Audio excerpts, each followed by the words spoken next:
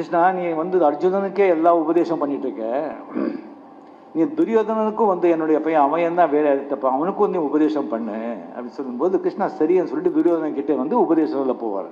அப்போ துரியோதனா சொல்றான், இதை பாரு கண்ணா, எனக்கு எது நல்லதும் தெரியும், எது கெட்டதும் தெரியும், எது தர்மம் தெரியும், எது அதர்மம் தெரியும், எது செஞ்சா புண்ணியம் தெரியும், எது செஞ்சா கர்மம் தெரியும். ஆனால் செய்ய முடியல, நான் செய்ய மாட்டேன்.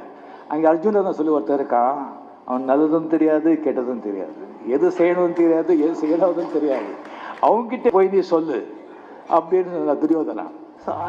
அர்ஜுனன் நிஜமா அவன் எல்லாமே சரண்டர் ஆயிட்டா, அவன் ஆத்மாவும் சுத்தியா இருந்தது. அதனால்தான் கிருஷ்ணா அந்த சொன்னது எல்லாமே அவருக்கு பகவத்கீதை அவர்கிட்ட சொன்னாங்க.